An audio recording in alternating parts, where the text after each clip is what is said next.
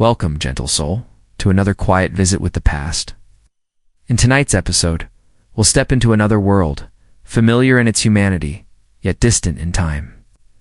Maybe you're listening as your thoughts begin to slow, or perhaps you're already resting with heavy eyes. However you found your way here, I'm thankful. I'd love to know where you're re-listening from and what time of day it is for you. The idea of this quiet story floating across the world always makes me smile. If these bedtime journeys through history bring you calm, don't forget to subscribe. There are so many more peaceful nights ahead. Most of us think we know the story of the Salem Witch Trials. A few young girls accused some townspeople of witchcraft. Hysteria spread, and some unfortunate souls were executed before cooler heads prevailed. It's often portrayed as a cautionary tale about superstition triumphing over reason. But this sanitized version barely scratches the surface of what actually happened in Salem Village and the surrounding areas. The truth is far more disturbing, far more complex, and far more revealing about human nature than most people realize.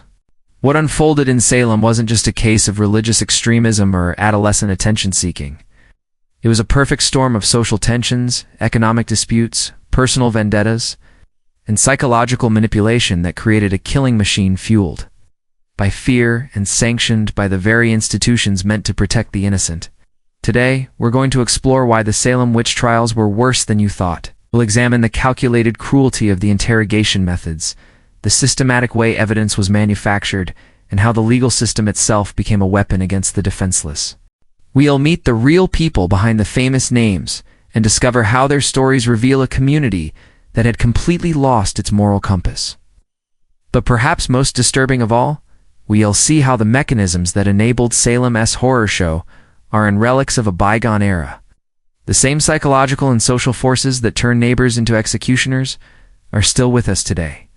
Lurking beneath the surface of our supposedly civilized society, the Salem witch trials began in the winter of 1692, when 9-year-old Elizabeth Parris and 11-year-old Abigail Williams, daughter and niece of Salem Village's minister, Samuel Parris, began experiencing what their doctor diagnosed as supernatural afflictions. The girls would scream, throw themselves on the ground, contort their bodies into impossible positions, and claim to see specters of witches tormenting them. But here's what most accounts leave out. These weren't random, spontaneous fits.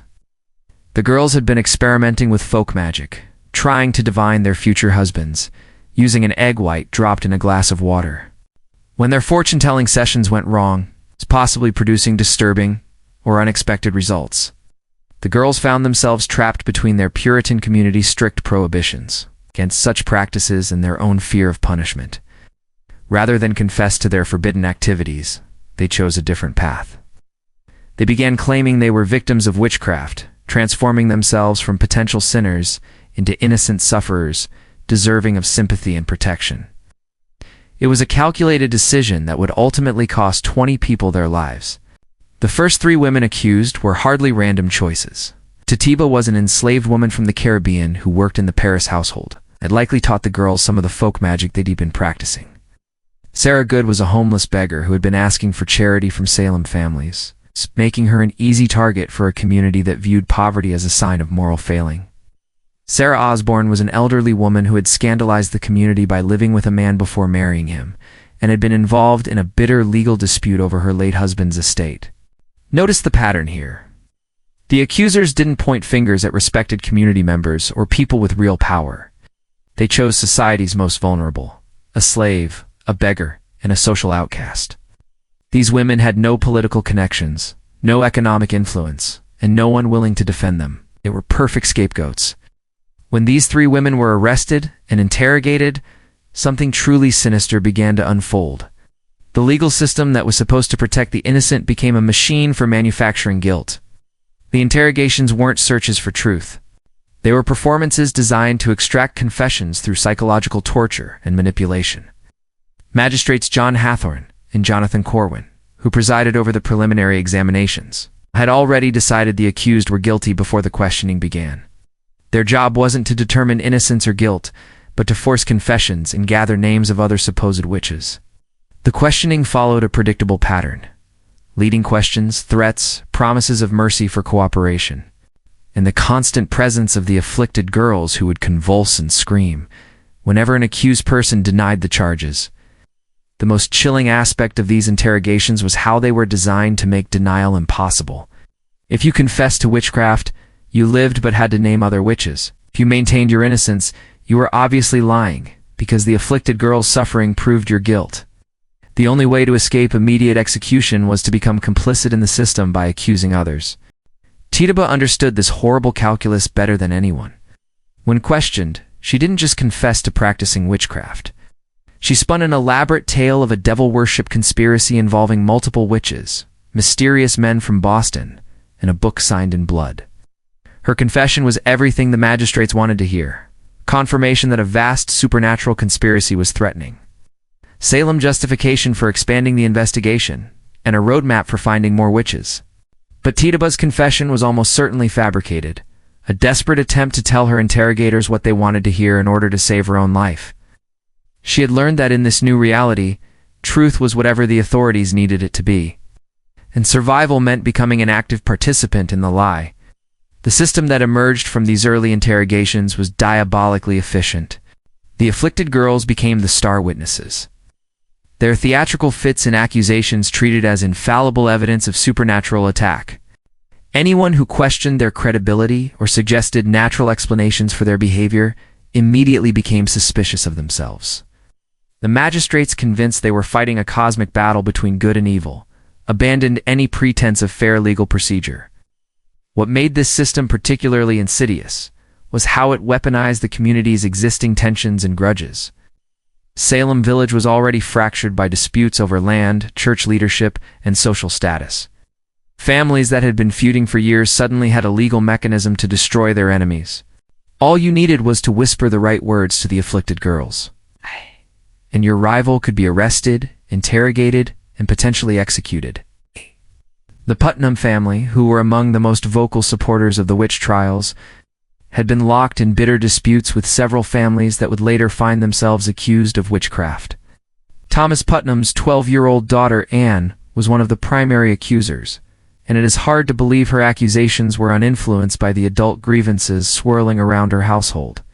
As the trials progressed, the definition of evidence expanded to include increasingly absurd forms of proof. Spectral evidence, where accusers claimed to see the ghostly forms of witches attacking them, became the primary means of conviction. The accused were not allowed to see or cross-examine these spectral attackers, making defense impossible. Physical evidence was equally suspect. Unusual marks on the body became proof of devil's marks. The inability to recite the Lord's Prayer perfectly under extreme stress became evidence of supernatural interference. Even successful prayer was sometimes twisted into proof of guilt, with magistrates claiming the accused were using religious words to cast spells. The touch test, where afflicted persons would allegedly be cured by touching their supposed tormentor, was treated as scientific proof despite its obvious potential for manipulation. The afflicted girls had every incentive to continue their performances, as they had become the center of attention in a community where young women typically had no voice or power. Perhaps most disturbing was how the legal system abandoned its own principles to accommodate the witch hunt. The normal rules of evidence were suspended. Hearsay became admissible. The testimony of convicted witches was accepted against others. Even though these same people were supposedly in league with the father of lies, defense attorneys were not provided, and those who attempted to advocate for the accused often found themselves under suspicion. The court even accepted evidence that would have been laughable under normal circumstances.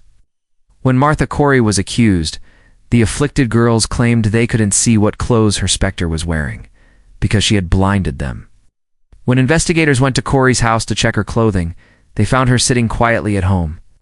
Rather than taking this as evidence that she couldn't have been attacking the girls, the court decided it proved she was so powerful a witch that she could appear in two places at once.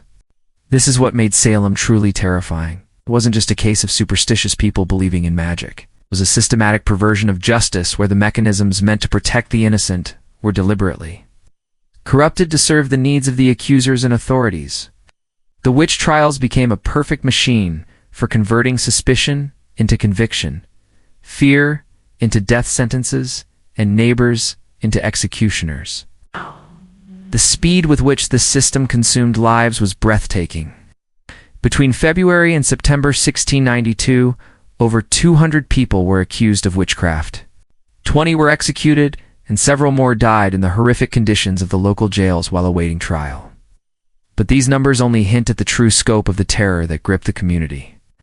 The psychological torture inflicted on the accused began long before they reached the gallows. Many spent months in chains in overcrowded, unsanitary jails, where disease was rampant and basic necessities were luxuries. Families were forced to pay for their loved ones' imprisonment, adding financial ruin to their emotional devastation.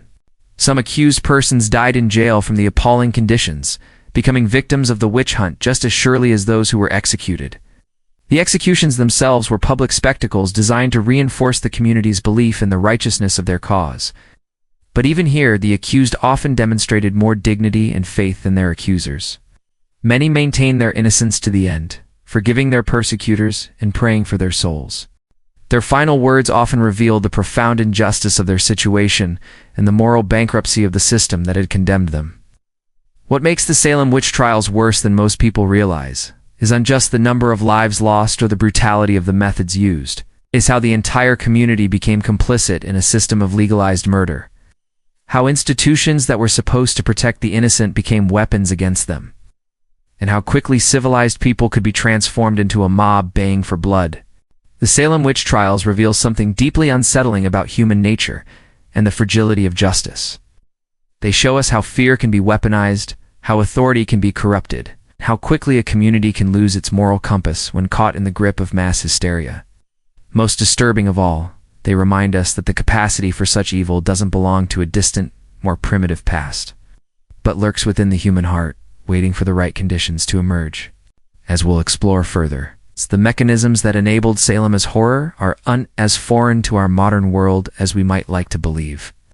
The same psychological forces, social dynamics, and institutional failures that turned Salem into a killing field continue to shape our world today, making the lessons of 1692 more relevant than ever. Here's part 2 of your Salem Witch Trial script. But the psychological torment was only the beginning. The so-called evidence used to convict these accused witches reveals just how far Salem's legal system had descended into madness. Spectral evidence became the cornerstone of prosecution.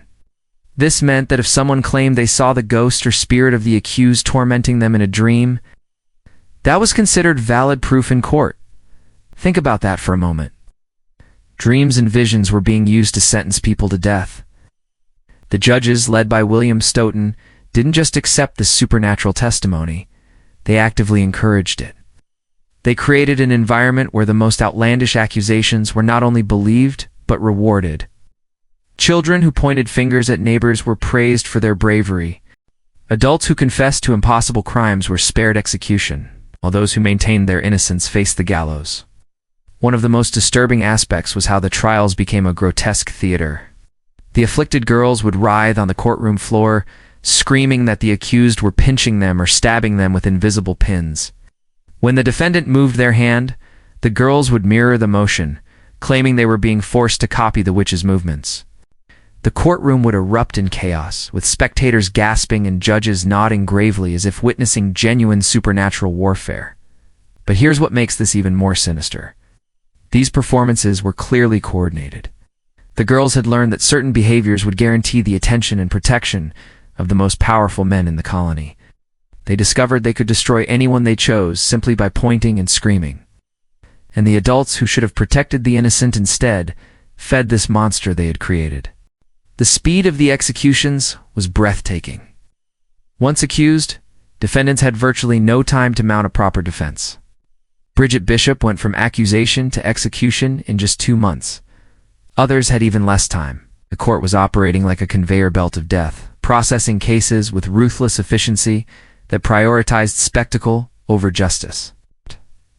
What's particularly chilling is how the accusations followed predictable patterns of social prejudice. Women who didn't conform to Puritan ideals of female submission were prime targets. Sarah Good was a homeless beggar who had the audacity to mutter under her breath when refused charity. Sarah Osborne had committed the unforgivable sin of living with a man before marriage. These weren't random accusations. They were targeted character assassinations, disguised as holy warfare. The economic motives become even clearer when you examine the property seizures. When someone was accused of witchcraft, their assets were immediately frozen. If they were executed, their property was forfeited to the state. Suddenly, neighbors who had long-standing property disputes found a convenient way to eliminate their rivals. The witch trials became a mechanism for the largest forced wealth transfer in colonial Massachusetts history.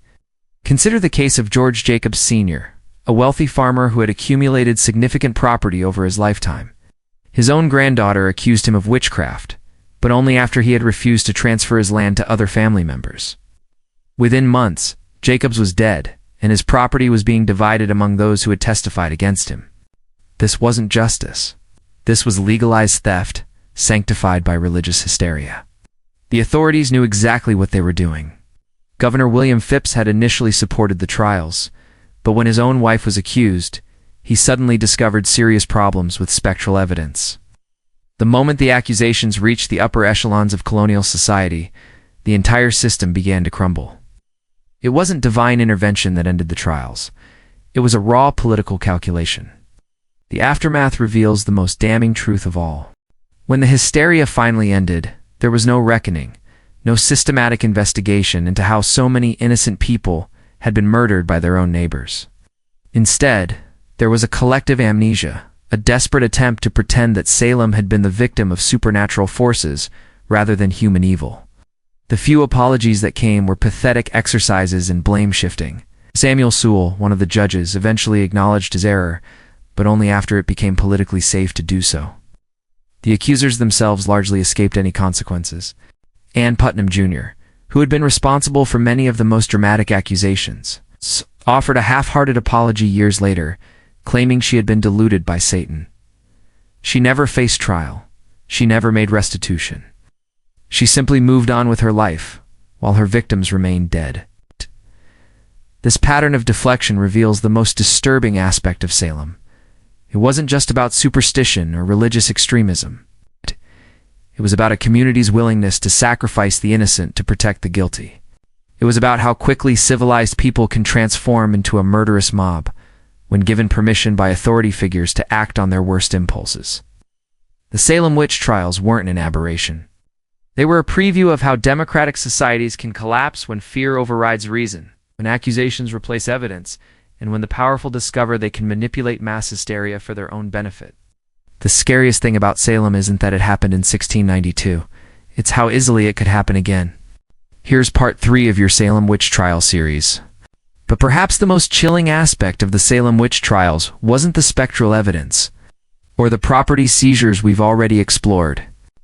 It was how the very foundations of justice itself were systematically dismantled piece by piece, until remained was nothing more than a grotesque theater of predetermined guilt. Picture yourself in that courtroom in 1692, the air thick with tension and fear. You're accused of witchcraft, and you know with absolute certainty that you're innocent. But as you look around that room, you begin to realize something truly terrifying. This isn't actually a trial at all. It's an execution disguised as legal proceedings. The Salem Witch Trials represented one of the most complete perversions of justice in American history. Every single safeguard that should have protected the innocent was either ignored, twisted, or weaponized against them. And the truly horrifying part, the people running these trials knew exactly what they were doing. Let's start with the most fundamental corruption, the burden of proof. In any legitimate legal system, the accusers must prove guilt beyond reasonable doubt. But in Salem, this was flipped entirely on its head. The accused had to prove their innocence. And here's the sick joke. How exactly do you prove you're not a witch? How do you prove you didn't send your spirit to torment someone in their dreams? How do you prove you didn't make a pact with the devil when no one was watching? The answer is simple. You can't. And that was the point. The court had created a perfect trap. Deny the charges? Well, that's exactly what a witch would do. Confess? Guilty as charged? Provide an alibi? Your spirit could travel anywhere while your body stayed put. Call character witnesses? They're probably witches too. Or they're lying to protect you. Sarah Good discovered this impossible situation firsthand. When Magistrate John Hathorne demanded she confess to tormenting children, she maintained her innocence. His response was chilling in its circular logic. "Sarah Good, do you not see now what you have done? Why do you not tell us the truth? Why do you thus torment these poor children?" When Good continued to deny the charges, Hathon pressed further, "Who do you employ then to do it?" Good's honest answer, "I employ nobody," was twisted into evidence of guilt.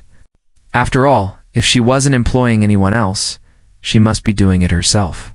This wasn't incompetence. This was a deliberate strategy. The magistrates had abandoned any pretense of seeking truth. They had already decided these people were guilty, and the trials were simply a formality to justify the executions they had already planned. But the corruption went deeper than just shifting the burden of proof. The court had also completely abandoned the standards for admissible evidence. In legitimate legal proceedings, evidence must be reliable, verifiable, and relevant. In Salem, the court accepted the most absurd and unprovable claims as absolute fact. Dreams were presented as evidence. Visions were treated as eyewitness testimony. Spectral sightings, claims that someone's spirit had been seen causing harm while their physical body was elsewhere, were not only accepted, but became the primary form of evidence used to secure convictions. Think about how insane this really was. Imagine if modern courts operated this way. "Your Honor, I had a dream that the defendant robbed a bank." Well, that settles it. Guilty is charged. But it gets worse. The court didn't just passively accept this nonsense. They actively encouraged it. When the afflicted girls would have their fits in the courtroom, writhing and screaming and claiming to see invisible specters, the magistrates would play along with this theater. They would ask the accusers to describe what they were seeing. They would demand the accused explain why their specter was tormenting these poor children. They would even order the accused to call back their spirits, as if this were all perfectly normal and reasonable. During Bridget Bishop's trial, the afflicted claimed her specter was pinching and choking them. Instead of questioning the reliability of such claims, Magistrate Hathorne asked Bishop, "Why do you seem to act witchcraft before us, by the motion of your body?" When Bishop naturally denied doing anything, Hathorne responded, "Is it not your coat that hurts them?" Your coat? They were seriously suggesting that a piece of clothing could commit assault through supernatural means.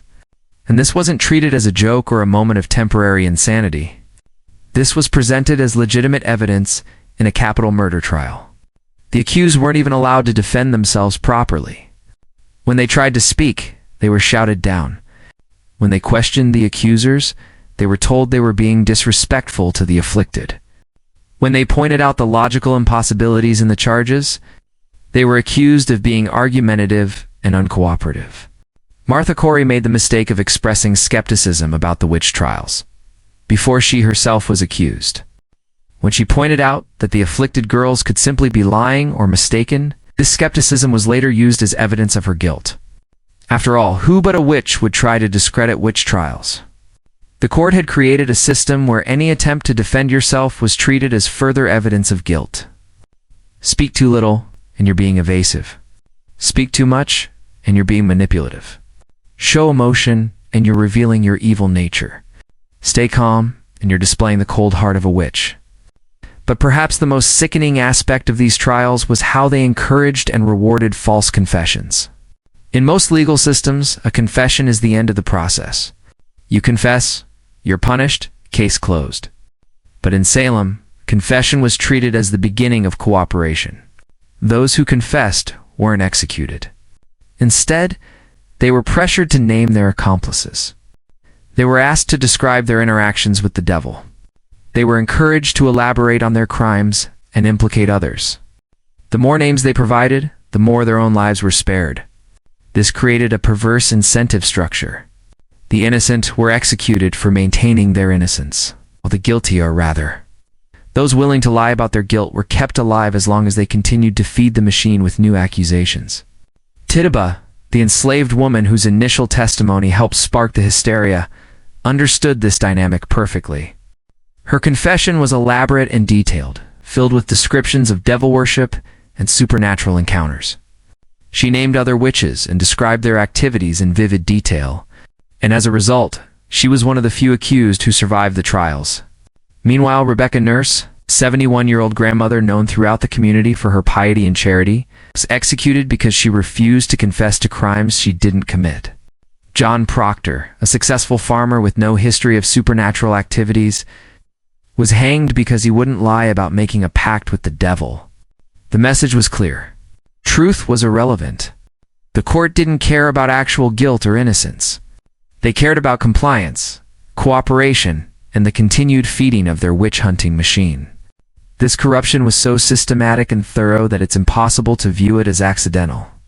The magistrates weren't bumbling fools who got carried away by superstition.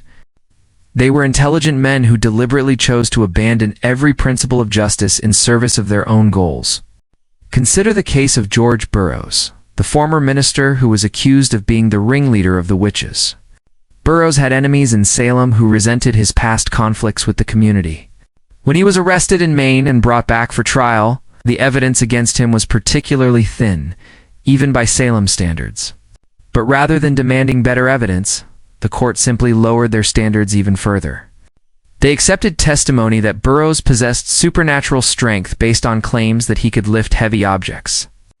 They treated his ability to recite Psalm 23 perfectly, while standing on the gallows as evidence that he was using witchcraft to appear innocent. The crowd at his execution was actually moved by his dignified behavior and perfect recitation of the prayer. Many began to doubt his guilt. But Cotton Mather, one of the prominent ministers supporting the trials, quickly addressed the crowd and reminded them that the devil could transform himself into an angel of light. In other words, appearing innocent was just more proof of guilt. This is the level of intellectual dishonesty we're dealing with. The court had created a system where literally any piece of evidence could be twisted to support a predetermined conclusion of guilt. Good behavior? The devil in disguise. Bad behavior? Clear evidence of evil? No evidence at all? Proof of how sneaky and dangerous the witch really was. The trials had become a machine designed not to determine guilt or innocence, but to transform accusations into executions as efficiently as possible.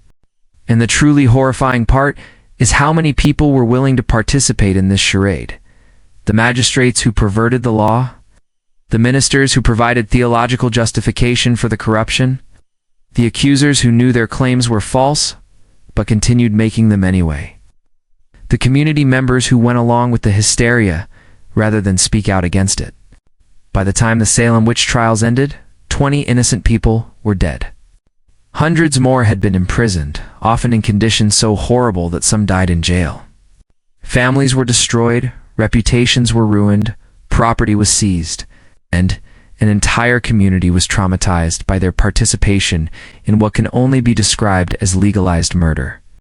But perhaps the most chilling legacy of Salem isn't the death toll or the property damage.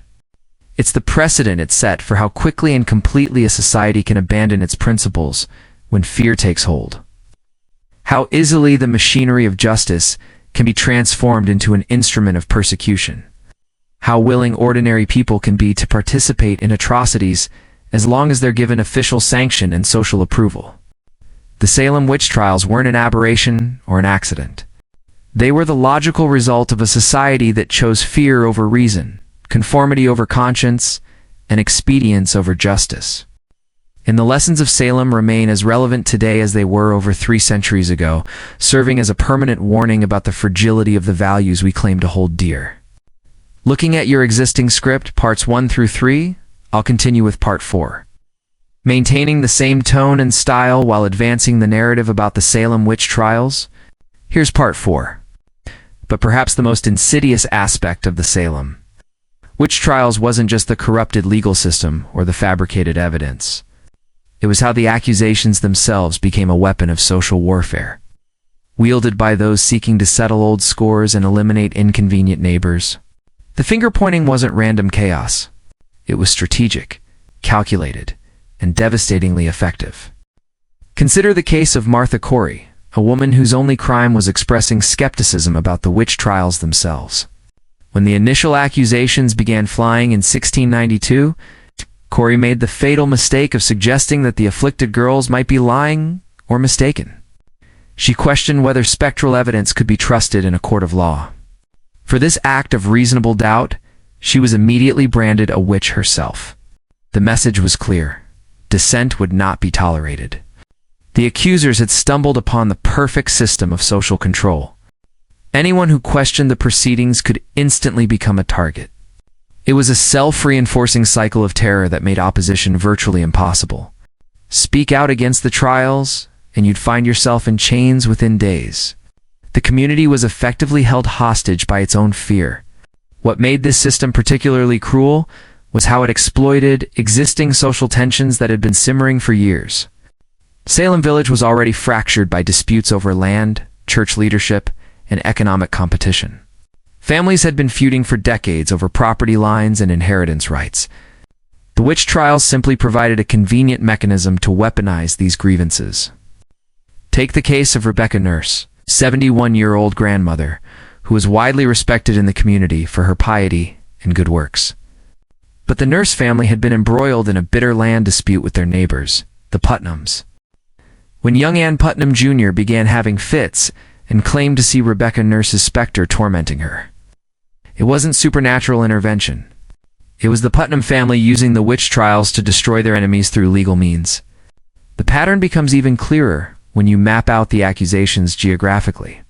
The majority of the accused lived on the eastern side of Salem Village, while most of the accusers lived on the western side. This wasn't a coincidence.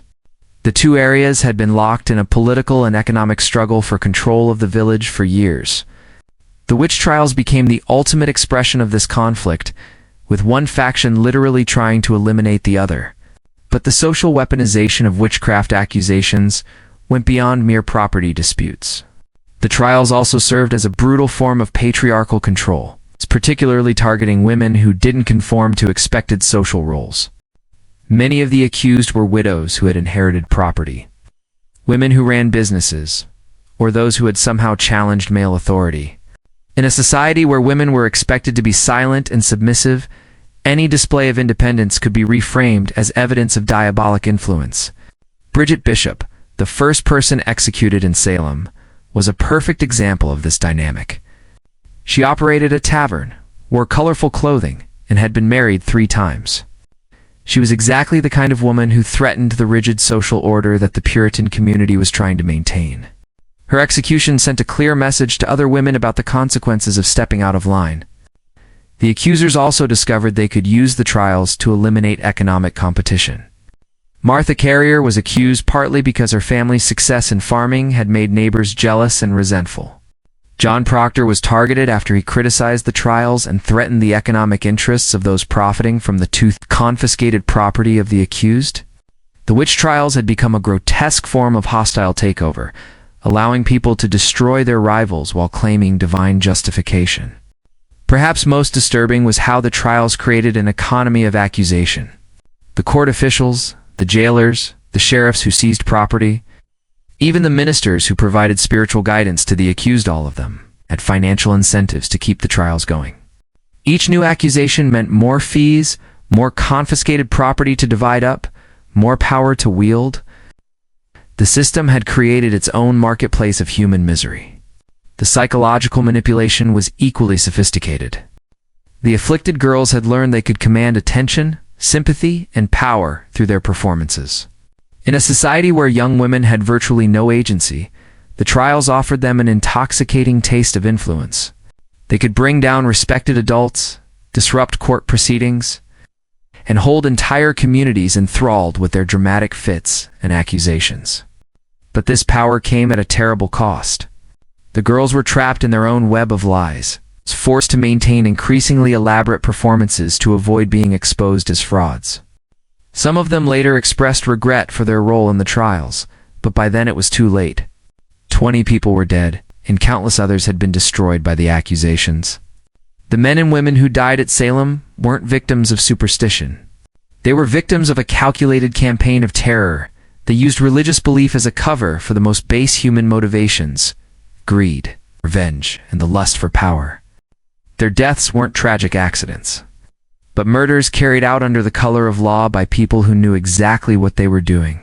That's what makes the Salem Witch Trials not just a historical curiosity, but a warning that echoes across the centuries. reminding us that the capacity for evil doesn't require belief in the supernatural. It only requires the willingness to exploit the fears and prejudices of others for personal gain. And, perhaps most chilling of all, the mechanisms that made Salem possible: fear of the other, the abandonment of legal protections, the weaponization of accusations, and the corruption of institutions. These aren't relics of the distant past. They're tools that ambitious and unscrupulous individuals have used throughout history and continue to use today. Salem wasn't an aberration. It was a template, one that has been followed again and again, whenever societies choose fear over reason, expedience over justice, and power over truth. The Salem Witch Trials of 1692 to 1693 reveal a devastating example of how fear, power, and systemic corruption can transform a community into an instrument of terror. As we've seen, what began as mysterious afflictions in Salem Village quickly spiraled into a judicial nightmare, where the most vulnerable members of society became targets in a deadly game of accusation and execution. But the true horror of Salem extends far beyond the 20 lives lost. It lies in how completely the trials dismantled the very foundations of justice and community trust. When spectral evidence became admissible in court, when the accused were denied legal representation, when confession became the only path to survival, Salem transformed from a place of supposed moral purity into a theater of systematic oppression. The trials reveal how quickly civilized society can collapse when fear overrides reason. Neighbors who had lived side by side for decades suddenly viewed each other with suspicion. Children became instruments of destruction, their accusations carrying the weight of life and death. The very institutions meant to protect the innocent, the courts and the church, became mechanisms of persecution. What makes Salem particularly chilling is how the accusations followed predictable patterns of social vulnerability. The first targets weren't chosen randomly. Sarah Good, a homeless beggar.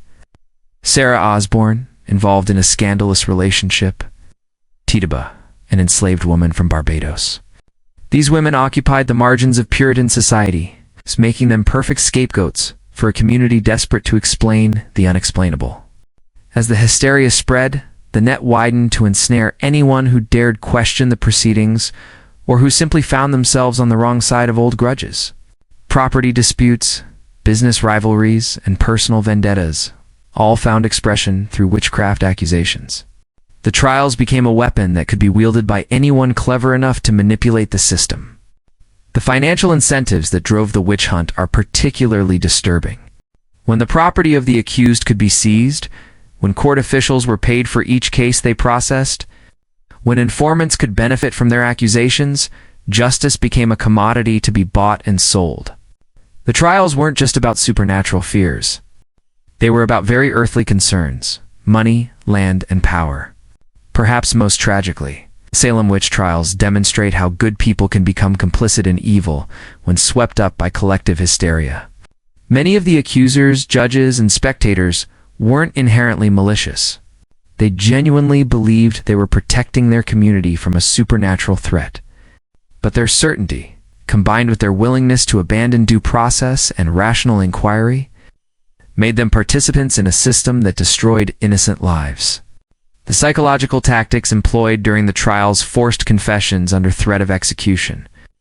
The use of children as witnesses, the acceptance of unprovable spectral evidence created an environment where truth became impossible to distinguish from fiction. In such a system, innocence offered no protection. The only safety lay in confession, in playing along with the delusion, in becoming part of the machinery of persecution. The aftermath of Salem was almost as telling as the trials themselves. When the hysteria finally broke, and respected members of the community found themselves accused, when the governor's own wife came under suspicion, suddenly the entire edifice collapsed. The same officials who had zealously pursued witches now scrambled to distance themselves from their actions. The same spectral evidence that had sent 20 people to their deaths was suddenly deemed unreliable. But the damage was irreversible. Families had been destroyed, communities fractured, and an entire generation traumatized. The survivors carried the scars of Salem for the rest of their lives. A reminder of how quickly the world could turn upside down, how easily neighbors could become enemies, and how fragile the bonds of civilization truly were. The Salem Witch Trials serve as a permanent warning about the dangers of abandoning rational thought in favor of fear-driven certainty. They show us how quickly justice can be perverted. When we allow emotion to override evidence, when we permit the vulnerable to be sacrificed for the comfort of the powerful, when we mistake hysteria for righteousness. In our modern world, we might think ourselves immune to such collective madness. We have constitutional protections, scientific understanding, and historical awareness that the people of Salem lacked. But the underlying human tendencies that enabled the witch trials' fear of the other, desire for simple explanations to complex problems, willingness to believe rumors over evidence, susceptibility to moral panic, these remain as potent today as they were over 3 centuries ago. Salem reminds us that the price of civilization is eternal vigilance, not just against external threats, but against our own capacity for cruelty, when we convince ourselves that cruelty serves a righteous cause. The true lesson of Salem isn't about witches or the supernatural. It's about the terrifying ease with which ordinary people can become instruments of injustice. When they surrender their individual moral judgment to the mob, the 20 victims of Salem died not because they practiced witchcraft, but because they lived in a society that had lost its way, that had allowed fear to triumph over compassion, superstition over reason, and vengeance over justice. Their deaths stand as a testament to the consequences of abandoning the principles that separate civilization from barbarism. And their memory serves as a warning that such abandonment can happen anywhere, anytime, to anyone who believes themselves immune to the darkness that lurks within human nature. Looking at the summary and reference files, I'll continue the script from where Part 6 left off, focusing on how the Salem Witch Trials exploited psychological vulnerabilities and social dynamics to perpetuate the hysteria. But perhaps most chilling of all was how the Salem Witch Trials revealed humanity's capacity for psychological manipulation and collective delusion. The accusers didn't simply point fingers randomly.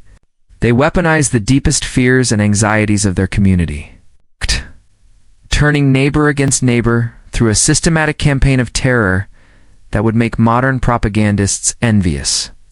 The afflicted girls, led by Abigail Williams and Mercy Lewis, stumbled upon something more powerful than any spell or potion. They had discovered that in a society built on rigid hierarchies and suppressed tensions, the right accusation at the right moment could topple entire families and reshape the social order. These weren't random outbursts of teenage hysteria. These were calculated performances designed to exploit every psychological weakness in Puritan society. Consider how the girls chose their targets. They began with Tituba, an enslaved woman from Barbados whose foreign origins and different cultural practices made her an easy scapegoat. They moved on to Sarah Good, a homeless beggar whose poverty and social isolation had already made her an outcast. Then came Sarah Osborne, an elderly woman who had violated social norms by living with a man before marriage. Each accusation was a carefully chosen arrow aimed at society's most vulnerable members. But the genius of their manipulation lay in how they gradually escalated their targets. Once the community had accepted that outcasts could be witches, the girls began accusing more respectable citizens. They understood that credibility was cumulative. Each successful accusation made the next one more believable. Each execution created a precedent that made the next death easier to justify. The girls had also mastered the art of spectral evidence, that twisted legal concept that allowed dreams and visions to be treated as courtroom testimony. They would writhe and scream in court, claiming to see the invisible specters of the accused tormenting them. When challenged, they had the perfect defense. How could anyone disprove what they claimed to see in the spirit world? How could the accused defend themselves against crimes that existed only in the supernatural realm? This wasn't just legal innovation. It was psychological warfare. The girls had created a system where accusation was tantamount to conviction, where defense was impossible, and where the very act of protesting one's innocence could be twisted into evidence of guilt. They discovered that, in a society consumed by fear of the invisible and unknowable, the power to interpret the supernatural was the ultimate authority. The community's response reveals just how vulnerable human psychology can be to mass manipulation. Rational, educated men like Samuel Parris and Cotton Mather, who should have been skeptical of teenage girls claiming supernatural powers, instead became their most ardent supporters. They transformed what should have been obvious adolescent attention-seeking into a holy crusade against Satan himself.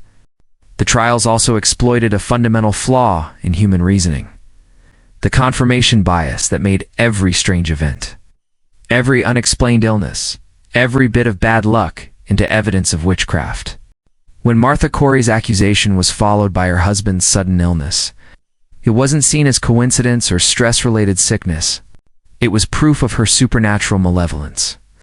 When storms struck during witch trials, they weren't natural weather patterns, but demonic interference designed to protect the guilty. This selective interpretation of evidence created a closed system of belief that was immune to contradiction. Good harvests meant God was blessing their efforts to root out evil. Bad harvests meant the witches were still among them, requiring more vigorous prosecution. Confessions proved the reality of witchcraft. Denials proved the stubbornness of Satan's servants. The system had been designed to validate itself no matter what happened. Perhaps most disturbing was how the trials exploited the psychological need for meaning and order in a chaotic world. The Puritans lived in constant fear of Indian attacks, disease outbreaks, and economic collapse. The witch trials offered them something precious in such uncertain times: clear explanations for their suffering and concrete actions they could take to protect themselves.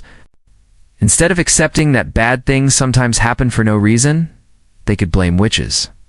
Instead of feeling helpless against forces beyond their control, they could fight back by identifying and eliminating the supernatural threats in their midst. The girls had tapped into something primal in human nature: the desperate need to believe that someone is in control, even if that someone is evil. It was more comforting to think that their problems were caused by witches who could be caught and killed than to accept the terrifying reality that life was often random, unfair, and beyond human control. The trials also revealed how quickly social bonds could dissolve under pressure. Neighbors who had lived peacefully together for decades suddenly saw each other as potential threats. Friends became informants. Family members turned against each other. The girls had created an atmosphere where trust itself became dangerous, where any relationship could be weaponized, where isolation was safer than community. They understood that in a society built on shame and reputation, the mere accusation of witchcraft was often punishment enough. Even those who escaped execution found their lives destroyed, their businesses ruined, their social connections severed. The trials had created a new form of social control where the threat of accusation kept everyone in line, where conformity became a matter of life and death. The psychological manipulation extended to the confessions themselves. The accused faced an impossible choice: maintain their innocence and face almost certain execution, or confess to crimes. They didn't commit and save their lives while destroying their souls. Many chose confession not because they believed they were guilty, but because they understood the game being played. Their false confessions then became evidence used to convict others, creating a snowball effect of manufactured guilt. This wasn't just a legal proceeding. It was psychological torture designed to break down individual resistance and create a culture of compliance. The girls and their adult supporters had created a system where survival required complicity, where the only way to escape becoming a victim was to help create new victims. The most chilling aspect of this psychological manipulation was how it transformed ordinary people into accomplices. Neighbors who might normally have been skeptical of outrageous accusations found themselves nodding along in court. Parents who should have protected their children instead delivered them to the executioner. Community leaders who should have demanded evidence instead accepted wild speculation as fact. The girls had achieved something that military conquests and political revolutions often fail to accomplish.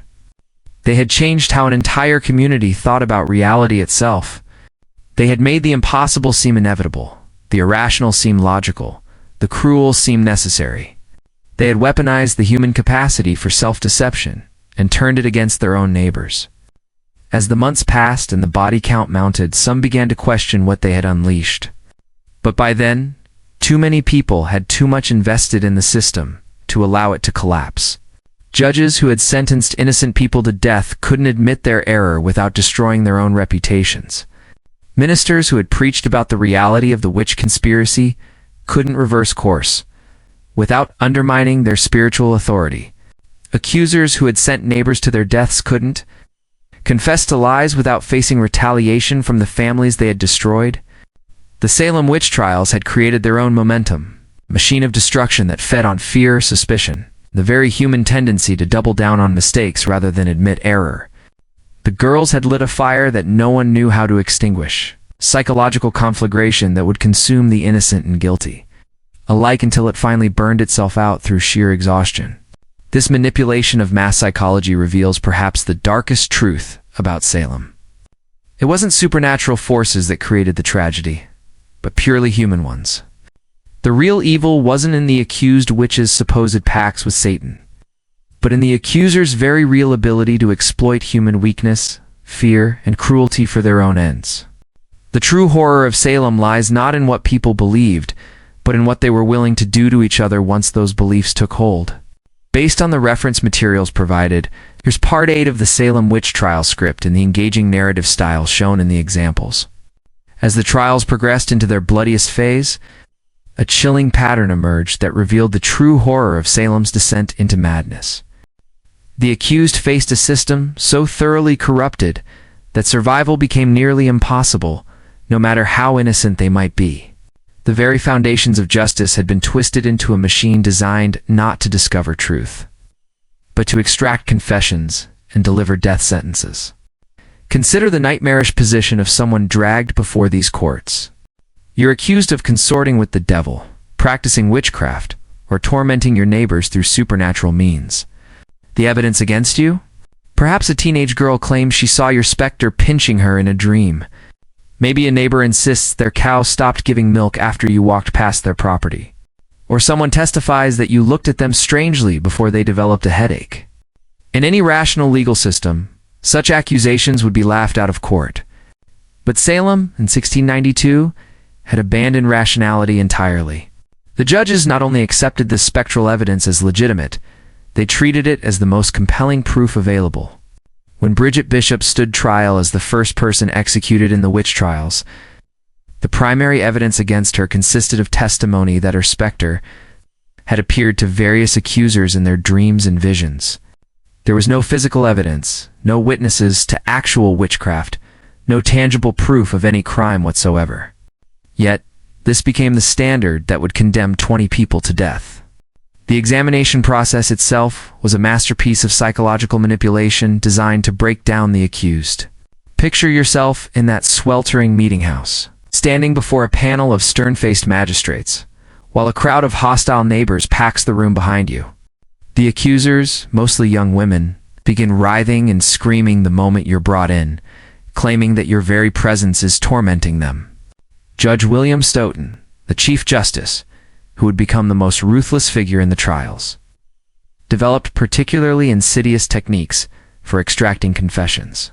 He would demand that you explain why these girls were suffering if you weren't afflicting them. When you inevitably couldn't provide a satisfactory answer to this impossible question, he would treat your confusion as evidence of guilt. The touch test became one of the most perverse elements of these examinations. The theory held that if a witch touched their victim, the supernatural torment would cease. So, the accused would be forced to place their hands on the writhing accusers. When the girls stopped their theatrical fits at the moment of contact, this was presented as definitive proof of witchcraft. Of course, the accusers controlled this supposed test entirely, choosing when to continue or stop their performances based on the desired outcome. But perhaps most insidiously, the judges created a system where confession became both salvation and damnation. Those who confessed to witchcraft were typically spared execution, at least temporarily. They could save their lives by admitting to crimes they never committed. However, these confessions came with a terrible price. The confessor was then expected to name accomplices, to identify other witches in the community. This created an ever-expanding web of accusations as each coerced confession generated new suspects. Imagine the impossible choice faced by someone like Tituba, the enslaved woman whose initial confession helped launch the entire crisis. Faced with likely torture and certain execution if she maintained her innocence, she chose to weave an elaborate tale of devil worship, flying through the air, and attending witch meetings. Her confession not only saved her life, but gave the authorities exactly what they wanted to hear, validating their belief that a vast supernatural conspiracy was indeed at work in Salem. The psychological pressure applied to extract these confessions was extraordinary. The accused were often held in deplorable conditions in overcrowded jails, sometimes for months, while awaiting trial. They were subjected to repeated interrogations, denied adequate food and comfort, and constantly reminded that confession offered their only hope of survival. Family members pleaded with their loved ones to confess, prioritizing life over truth. Some of the most heartbreaking cases involved individuals who initially maintained their innocence but eventually broke under this relentless pressure. Mary Warren, one of the original accusers who later tried to recant her testimony, found herself accused when she attempted to tell the truth. Under intense interrogation, she eventually returned to her role as an accuser, demonstrating how the system corrupted even those who tried to resist it. The trials also revealed how quickly neighbor could turn against neighbor when fear and suspicion took hold. People who had lived side by side for decades suddenly viewed each other with deep mistrust. Old grudges were reframed as evidence of supernatural malice. Property disputes became proof of diabolic revenge. Social tensions that had simmered beneath the surface for years erupted into life-and-death accusations. The case of Rebecca Nurse perfectly illustrates how even the most respected members of the community could fall victim to this madness. Nurse was a 71-year-old grandmother, known throughout Salem Village for her piety and kindness. She had spent decades caring for the sick, helping with difficult childbirths, and serving as a moral anchor for her community. When she was accused of witchcraft, many of her neighbors were so shocked that they signed a petition defending her character. Yet, even this sterling reputation couldn't protect her once the machinery of accusation began turning. The accusers claimed her specter had tormented them. Former patients and people she had helped were pressured to reinterpret her past kindnesses as supernatural manipulation. Her very virtues were twisted into evidence against her. Her piety became proof that she was skilled at hiding her true nature. Her knowledge of herbal remedies became evidence of supernatural healing powers. During her examination, Nurse's age and poor hearing worked against her. When she failed to respond quickly to questions or seemed confused by the proceedings, this was interpreted as further evidence of guilt. The accusers performed their usual theatrical displays, falling into fits and claiming her specter was attacking them, even as she stood calmly before the court. Most chillingly, Nurse initially received a not guilty verdict from the jury. But Judge Stoughton was so displeased with this outcome that he sent the jury back to reconsider. Under pressure from the court, they changed their verdict to guilty. When Nurse was given one final chance to confess and save her life, she refused to admit to crimes she hadn't committed. She was executed on July 19, 1692, maintaining her innocence to the end. The treatment of Rebecca Nurse demonstrates how the Salem Witch Trials had created a system where innocence itself became a form of guilt. Those who confessed were spared, while those who maintained their innocence were condemned. Truth became irrelevant. Only the court's desire for validation mattered. This perversion of justice extended to the very youngest victims of the hysteria. Children as young as 4 years old were accused and imprisoned. Dorothy Good, the daughter of accused witch Sarah Good, was only 4 when she was arrested and jailed for months. The psychological trauma inflicted on these children was immense. Yet the authorities showed no mercy based on age. The trials had created a monster that fed on fear and grew stronger with each execution. Every hanging validated the judge's belief that they were engaged in a righteous battle against supernatural evil. Every confession confirmed their suspicions about the extent of the diabolic conspiracy. The system had become self-perpetuating, generating its own evidence and justifying its own existence through the very destruction it caused. As summer turned to fall in 1692, Salem had become a community where terror reigned supreme, where neighbor feared neighbor, and where the mere accusation of witchcraft could lead to death. The trials had revealed the darkest aspects of human nature, showing how quickly civilization could collapse when fear overcame reason, when authority abandoned justice, and when communities allowed hysteria to replace humanity. Welcome back, fellow history enthusiasts. Before we delve deeper into this dark chapter of American justice, I'd love to know where you're tuning in from tonight and what drew you to learn about these troubling events. Whether you're settling in for the evening or taking a break from your day, I'm grateful you've chosen to explore this sobering piece of our past with me. If you find value in these detailed examinations of historical injustice, please consider subscribing to join our community of curious minds. Now, let's continue our journey into the Salem Witch Trials, where we'll uncover how a combination of personal vendettas, social manipulation, and institutional failure created one of America's most shameful episodes. In our previous segments, we've seen how spectral evidence corrupted the legal system, how fear and hysteria consumed entire communities, and how coerced confessions became tools of oppression. But there's another crucial dimension to this tragedy. It makes it even more disturbing than most people realize. The calculated use of witchcraft, accusations, as weapons in long-standing personal and political conflicts. The Salem Witch Trials weren't just a product of mass hysteria or religious extremism. They were, in many ways, the culmination of decades of simmering resentments, property disputes, and social tensions that had been festering beneath the surface of colonial Massachusetts life. What makes this particularly chilling is how certain individuals recognized the trials as an opportunity to settle old scores and eliminate rivals under the guise of rooting out evil. Consider the case of Rebecca Nurse, a 71-year-old woman whose family had been embroiled in a bitter land dispute with their neighbors, Putnams, for over a generation.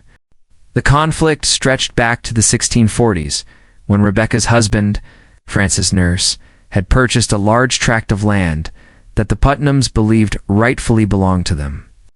For decades, this dispute had poisoned relations between the families, spawning lawsuits, arguments over property lines, and accusations of theft and fraud. When the witch trials began, it was Putnam Sr. who first accused Rebecca Nurse of witchcraft, claiming that Nurse's specter had tormented her and her daughter. But this wasn't a case of supernatural persecution. It was the weaponization of fear and superstition to destroy an enemy. The timing was no coincidence. Just months before the accusations began, the Nurse family had won yet another legal victory in their ongoing property dispute, further infuriating the Putnams. What followed was a systematic campaign to destroy not just Rebecca Nurse, but her entire family line. The accusations spread to include other members of the Nurse clan, creating a web of alleged witchcraft that threatened to eliminate the Putnams' rivals entirely. The tragic irony is that Rebecca Nurse was known throughout the community as a woman of exceptional piety and charity. Even some of Salem's most respected citizens testified to her good character, recognizing the accusations for what they truly were. But character witnesses meant nothing in a system that had abandoned rational evidence in favor of spectral testimony. When 39 of Salem's most prominent residents signed a petition defending Rebecca Nurse, it only served to expand the circle of suspicion. Several of the petition signers themselves soon found their loyalty questioned, and some faced accusations of their own. This pattern of using witchcraft accusations to settle personal grievances wasn't limited to the Nurse-Putnam feud. Throughout Salem and the surrounding communities, the trials became a vehicle for resolving disputes that had nothing to do with supernatural evil. Property boundaries, business rivalries, marital conflicts, and social resentments all found expression through accusations of witchcraft. The case of Martha Corey illustrates another dimension of this calculated cruelty. Corey had made the fatal mistake of expressing skepticism about the initial accusations against Atiba and the other accused women. In a community gripped by fear, such skepticism was itself seen as evidence of guilt. How could an innocent person doubt the reality of witchcraft unless they were in league with the devil themselves?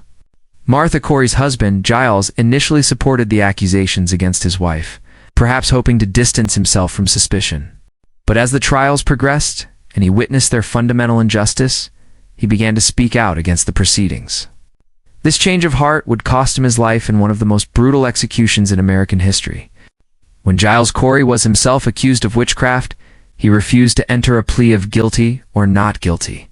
Under English common law, this meant he could not be tried, but it also meant he could be subjected to peine forte, et depressed to death, under heavy stones until he either entered a plea or died. The authorities hoped that the agony would force Corey to cooperate, allowing them to proceed with the trial and the inevitable execution. For 2 days, the 8-year-old man endured unimaginable torture as more and more stones were piled upon his chest. Witnesses reported that his only words during this ordeal were, "More weight," a defiant refusal to give his torturers the satisfaction of his cooperation.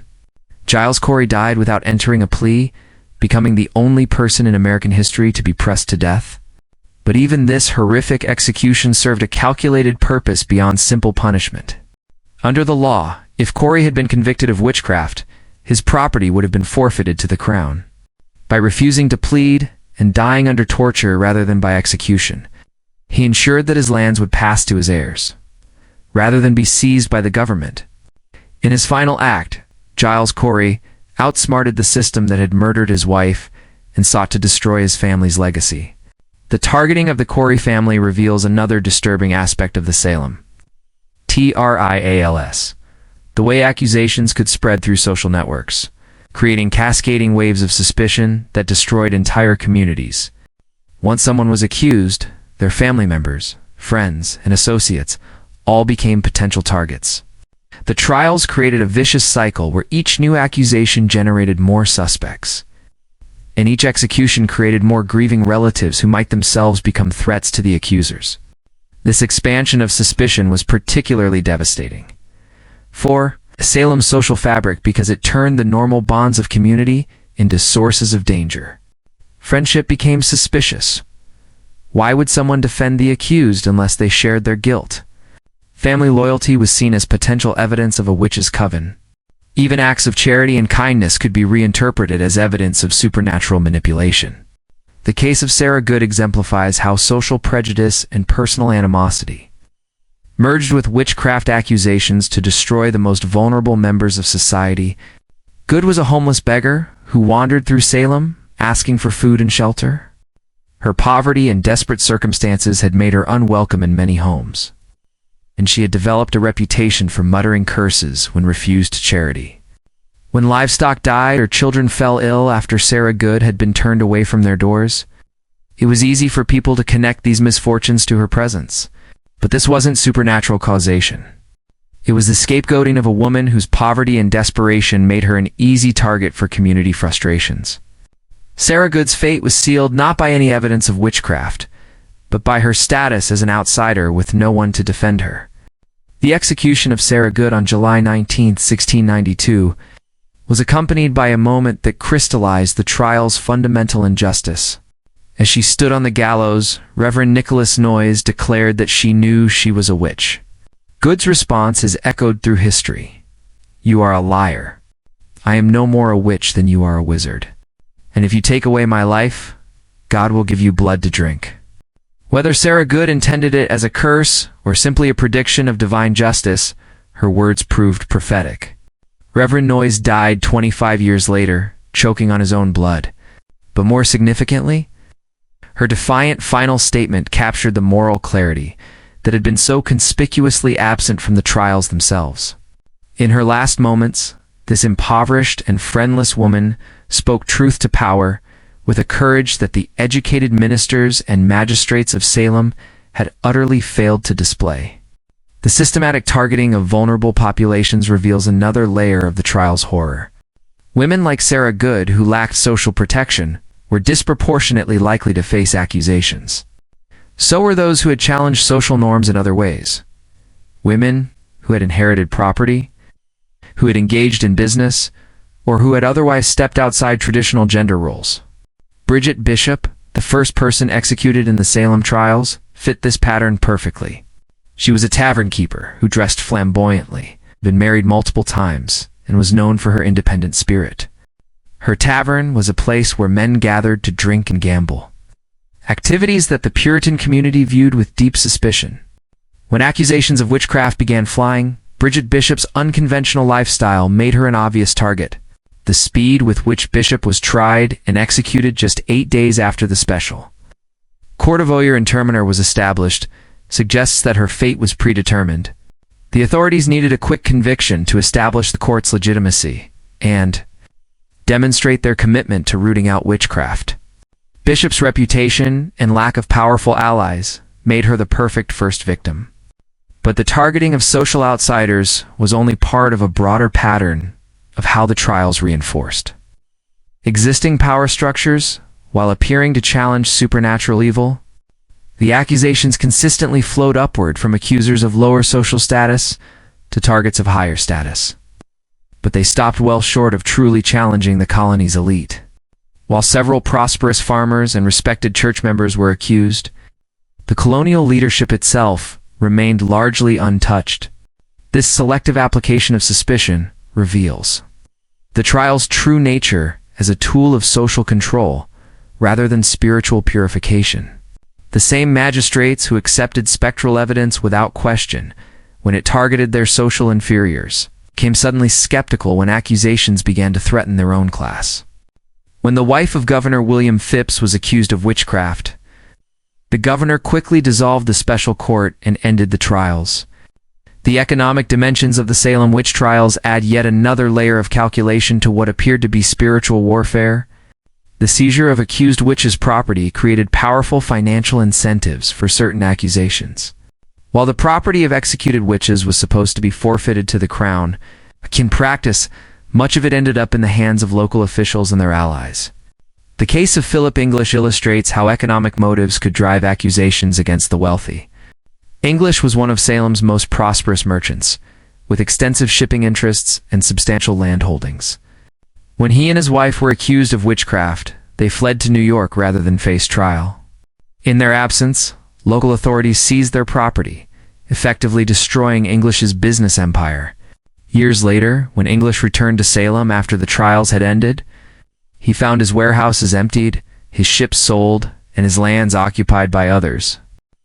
The accusation of witchcraft had provided a convenient legal mechanism for redistributing his wealth to his competitors and rivals. English spent the rest of his life trying to recover his losses through the courts. But the colonial government showed little interest in compensating the victims of its judicial atrocity. The targeting of Philip English also reveals how accusations could be used to eliminate economic competition. Salem was a rapidly growing port town where merchants competed fiercely for trade routes and market share. The witch trials provided an opportunity for unscrupulous competitors to eliminate rivals by questioning their spiritual allegiance rather than competing fairly in the marketplace. This economic warfare through witchcraft accusations was particularly devastating because it was nearly impossible to defend against. How could someone prove they hadn't made a pact with the devil? How could they demonstrate that their business success came from legitimate enterprise rather than supernatural assistance? The burden of proof had been reversed, and innocence became impossible to establish. The psychological manipulation employed during the Salem trials reveals perhaps the most disturbing aspect of this historical atrocity: the deliberate exploitation of human vulnerabilities to manufacture guilt and destroy lives. The accusers, particularly the group of young women whose fits and visions drove the initial panic, demonstrated a sophisticated understanding of how to manipulate both their immediate audience and the broader community. The fits displayed by the accusers followed predictable patterns that maximized their dramatic impact. They would begin with subtle symptoms, feelings of being pinched or pricked, that gradually escalated to violent convulsions, temporary blindness, and apparent attempts at self-harm. These performances were timed to coincide with moments of maximum tension in the courtroom, particularly when the accused attempted to defend themselves. What made these performances so effective was their apparent spontaneity and the genuine distress they appeared to cause the accusers. But careful examination of the historical record reveals a level of coordination and calculation that suggests deliberate deception rather than supernatural affliction. The accusers would often mirror each other's symptoms, create new accusations together, and modify their stories in response to changing circumstances. The case of Mary Warren illustrates how this psychological manipulation could be turned against the accusers themselves when they threatened the larger narrative. Warren was initially one of the primary accusers. She later recanted her testimony and claimed that the other girls had been lying. When she attempted to tell the truth, she found herself accused of witchcraft by her former allies. Under intense pressure, and facing the possibility of execution, Warren was forced to recant her recantation and returned to her role as an accuser. But her brief moment of honesty revealed the manufactured nature of the entire enterprise. The fact that the accusers could turn their supernatural afflictions on and off depending on political necessity exposed the fraudulent foundation of the entire proceedings. The psychological pressure applied to the accused was equally calculated and devastating. The interrogation techniques used by the magistrates were designed to break down resistance and force confessions, regardless of guilt or innocence. Accused witches were subjected to hours of relentless questioning, often while physically restrained and deprived of food and sleep. The questions themselves were crafted to create logical traps from which there was no escape. If someone denied being a witch, they were accused of lying and obstinacy. If they confessed, they were required to name accomplices, spreading the web of accusations ever wider. If they remained silent, their silence was taken as evidence of guilt. The interrogation process was designed to produce the desired outcome regardless of the truth. The case of Tituba, the enslaved woman whose initial confession helped launch the Salem Witch Trials, demonstrates how this psychological manipulation could be used to extract detailed false confessions. Under intense pressure and probably physical abuse, Tituba provided elaborate descriptions of her alleged dealings with the devil, complete with details about other witches in the community and their supernatural activities. But Tituba's confession, while it may have saved her life temporarily, also provided the template for all subsequent accusations. Her descriptions of devil worship, spectral attacks, and supernatural meetings became the standard narrative that other accused witches were expected to confirm. Those who deviated from this script or denied their guilt were seen as particularly dangerous and unrepentant. The role of children in the Salem Witch Trials adds another layer of horror to this historical atrocity. Young accusers like 11-year-old Abigail Williams and 9-year-old Ann Putnam Jr. were not just witnesses to the proceedings. They were weaponized by adults who understood how to exploit their youth and apparent innocence to lend credibility to otherwise incredible accusations. The adults who coached and encouraged these child accusers bear responsibility for one of history's most cynical manipulations of childhood innocence. By placing children at the center of the accusations, the authorities created a situation where questioning the evidence meant questioning the word of innocent children who claimed to be suffering supernatural torment. But these children were not acting independently. They were embedded in adult networks of rivalry and resentment that guided their accusations toward specific targets. Ann Putnam Jr.'s accusations consistently aligned with her family's economic and social interests, suggesting that her supernatural visions were heavily influenced by adult guidance and suggestion. The long-term psychological damage inflicted on these child accusers is difficult to measure. But the historical record suggests that many struggled with guilt and trauma for the rest of their lives. Ann Putnam Jr. was the only accuser who ever publicly apologized for her role in the trials, acknowledging in 1706 that she had been deluded by Satan and asking forgiveness from the families of those she had helped condemn. But by then, the damage was irreversible. 20 people were dead, countless families were destroyed, and an entire community had been traumatized by an episode that revealed the darkest possibilities of human nature when fear overcomes reason and justice becomes a tool of oppression. The Salem Witch Trials represent more than just a historical curiosity or an example of past superstition.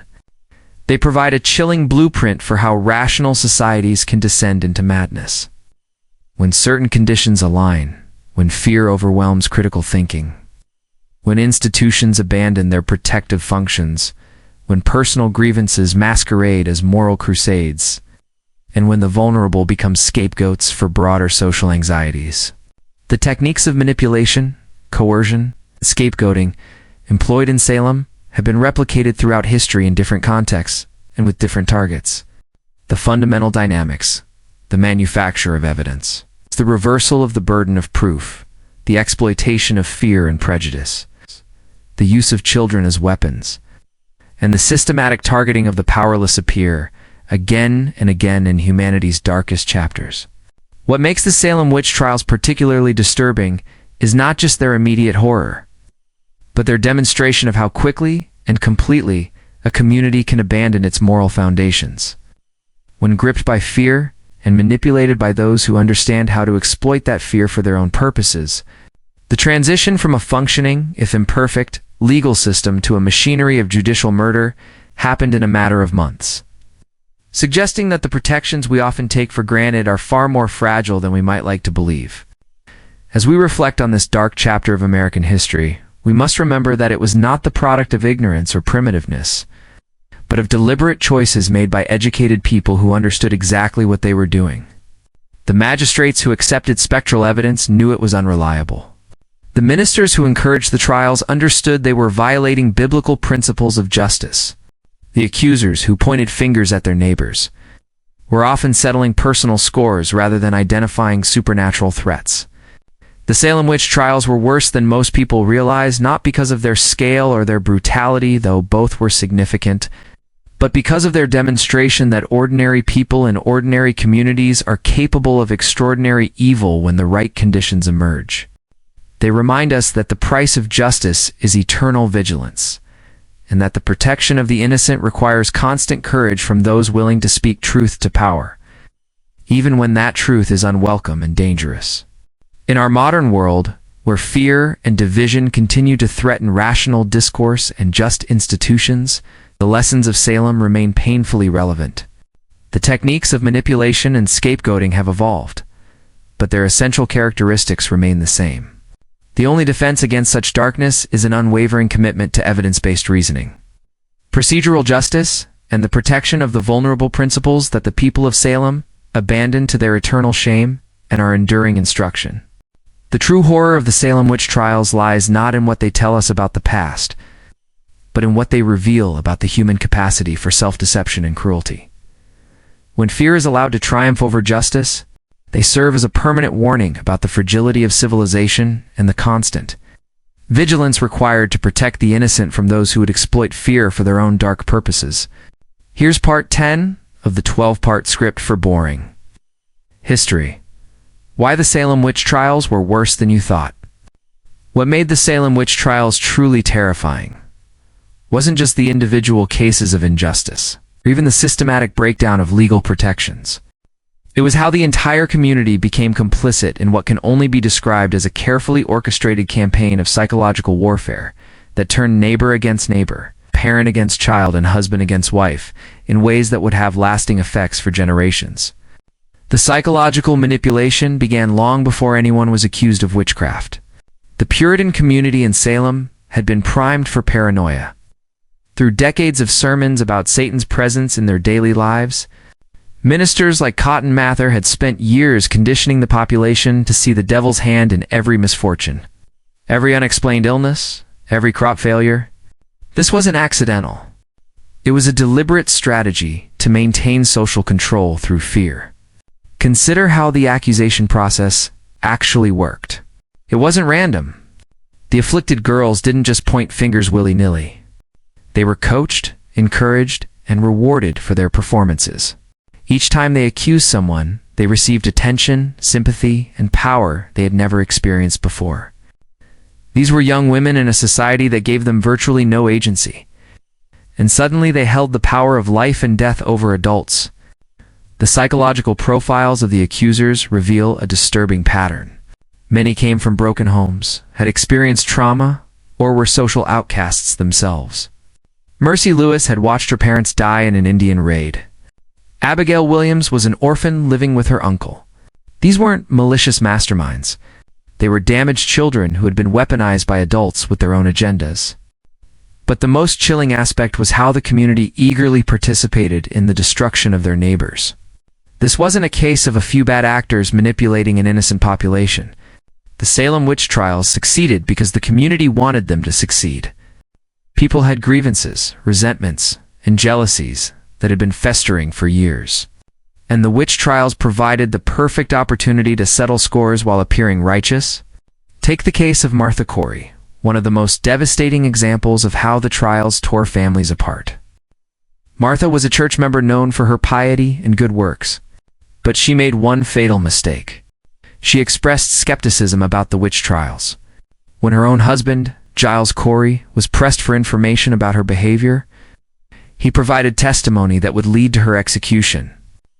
Later, When Giles himself was accused, he realized the horror of what he had done, but it was too late. The economic motivations were equally sinister. When someone was accused of witchcraft, their property was often seized. Families could lose everything overnight. This created a perverse incentive structure where accusation became a form of economic warfare. Thomas Putnam, whose daughter was one of the primary accusers, had land disputes with numerous people who were later accused of witchcraft. Coincidence? Hardly. The trials also served as a tool of social engineering. The majority of those accused were women, particularly women who didn't conform to Puritan expectations, widows who inherited property, women who spoke out in church, midwives who had knowledge of herbs and healing, women who were too independent or too outspoken. The witch trials were, in many ways, a systematic campaign to eliminate women who threatened the patriarchal order. But perhaps the most disturbing aspect was how the trials created a culture of betrayal. The legal system was designed to reward those who confessed and accused others. This created a pyramid scheme of accusation, where survival depended on implicating more people. The more names you give, the better your chances of avoiding execution. This incentive structure turned the entire community into a network of informants and betrayers. The psychological torture extended beyond the accused to their families and friends. Imagine being the child of someone accused of witchcraft. You faced an impossible choice: defend your parents and risk being accused yourself, or distance yourself and live with the guilt forever. Many families were torn apart by these impossible decisions. Children testified against their parents. Siblings turned on each other, and spouses abandoned their partners to save themselves. The role of spectral evidence cannot be overstated in understanding the psychological warfare of Salem. This was evidence based on dreams, visions, and supernatural claims that were impossible to disprove. How do you defend yourself against someone who claims your spirit visited them in their sleep and tormented them? This type of evidence created a Kafkaesque nightmare where innocence became impossible to prove. The afflicted girls' performances were carefully choreographed psychological theater designed to create maximum emotional impact. They would scream, convulse, and claim to be tortured by invisible forces whenever the accused entered the courtroom. These performances were so convincing that even skeptical observers found themselves swayed. The girls had learned to manipulate the deepest fears and superstitions of their community with surgical precision. The witch trials also exploited existing social tensions and anxieties. Salem was a community under stress. They had recently experienced devastating Indian raids, political upheaval, and economic uncertainty. The witch trials provided a scapegoat for all these problems. Instead of addressing the real causes of their difficulties, the community could blame everything on Satan and his alleged servants. The speed with which the trials escalated reveals how quickly a civilized society can descend into barbarism when the right psychological conditions are present. Within months, a small group of accusations had mushroomed into a community-wide hysteria that consumed hundreds of people. This rapid escalation wasn't accidental. It was the result of deliberate decisions by those in power to fan the flames rather than contain them. The interrogation techniques used against the accused were sophisticated forms of psychological torture. Sleep deprivation, prolonged questioning, threats against family members, and promises of leniency in exchange for confession. These methods were designed to break down the psychological defenses of the accused and force them to admit to crimes they hadn't committed. Many confessions were obtained through these coercive tactics. The social dynamics of Salem also played a crucial role in the trial's success. The community was divided into factions with long-standing disputes over land, church leadership, and social status. The witch trials became a way for one faction to eliminate their opponents while appearing to serve God. The accusations followed predictable patterns that aligned with these existing conflicts. The role of gender in the trials reveals the deeply misogynistic nature of the accusations. Women made up approximately 80% of those accused, and the vast majority of accusers were also female. This wasn't coincidental. In Puritan society, women were seen as more susceptible to Satan's influence and more likely to be tempted by witchcraft. The trials reinforced and amplified existing prejudices against women, particularly those who didn't conform to expected roles. The international context of the Salem Witch Trials is also important to understand. This wasn't an isolated incident, a part of a broader European witch craze that had been sweeping across the continent for centuries.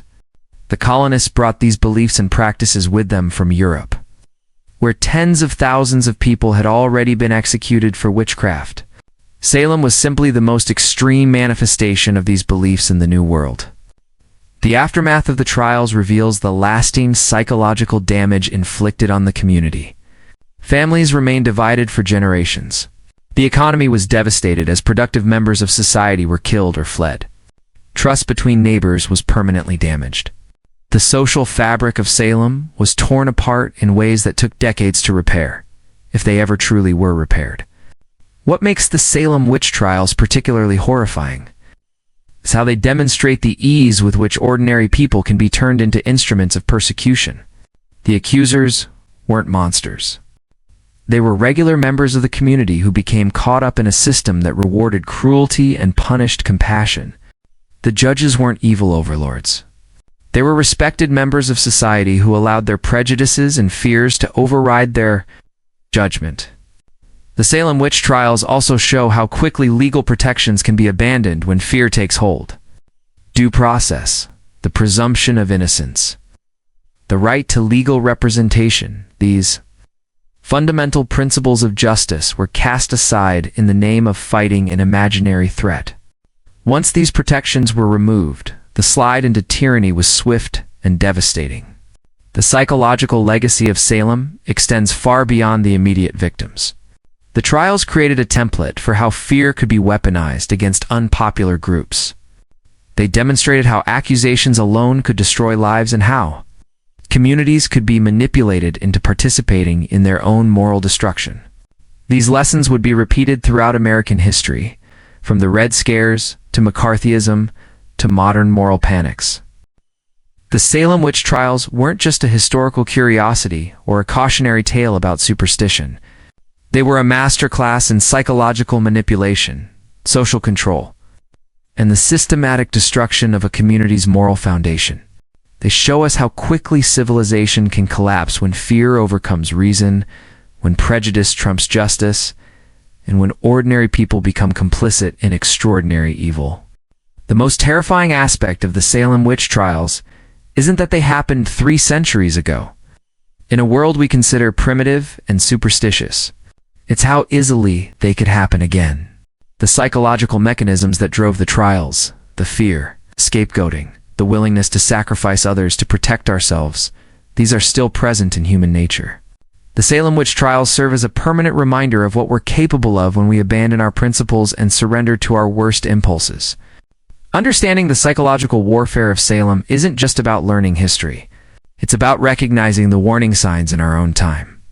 When we see communities turning against vulnerable groups, when we see accusations without evidence being treated as fact, when we see fear being used to justify the abandonment of legal protections, we should remember Salem and ask ourselves whether we're witnessing the birth of a new witch trial. The victims of Salem deserve to be remembered not just as statistics or symbols, but as real people who suffered and died because their community failed them. They were tortured, executed, and destroyed by neighbors who knew them, judges who should have protected them, in a system that valued conformity over truth. Their deaths were not inevitable. They were the result of specific choices made by specific people who could have chosen differently. The Salem witch trials ended not because the community suddenly came to its senses, but because the accusations finally reached people with enough power and influence to fight back. When the wife of the governor was accused, when prominent ministers began to be targeted, only then did the authorities begin to question the system they had created. This reveals the class-based nature of the trials, and how they were allowed to continue as long as they only targeted the vulnerable and powerless. Looking at your script summary and the reference materials, here's part 11 of your Salem Witch Trials series. Yet perhaps the most insidious aspect of the Salem Witch Trials was how they transformed ordinary neighbors into instruments of persecution. The trials didn't just rely on a handful of corrupt officials or zealous ministers. They weaponized the entire community against itself, turning everyday social tensions into matters of life and death. Consider the testimony patterns that emerged during the trials. Time and again, accusations followed predictable lines of existing conflict. Property disputes suddenly became evidence of supernatural malice.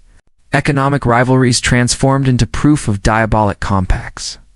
A failed business deal could become testimony that your competitor had cursed your endeavors through witchcraft. The case of Rebecca Nurse illustrates this dynamic perfectly. At 71 years old, Nurse was one of the most respected members of Salem Village. She was known for her piety, her charitable works, and her gentle nature. When she was accused of witchcraft, 39 of her neighbors signed a petition defending her character. Yet, even this overwhelming support couldn't save her from the machinery of accusation once it was set in motion. The accusation against Nurse stemmed from a land dispute between her family and the Putnams, one of the most powerful families in Salem Village. For years, the two families had been locked in legal battles over property boundaries and inheritance rights. When the witch trials began, Ann Putnam Jr., the 12-year-old daughter of Thomas Putnam, claimed that Nurse's specter had tortured her. Suddenly, a mundane property dispute had become a supernatural battle between good and evil. What made this transformation so devastating was how it inverted normal social relationships. In traditional Puritan society, age commanded respect, piety was valued above all else, and community standing mattered.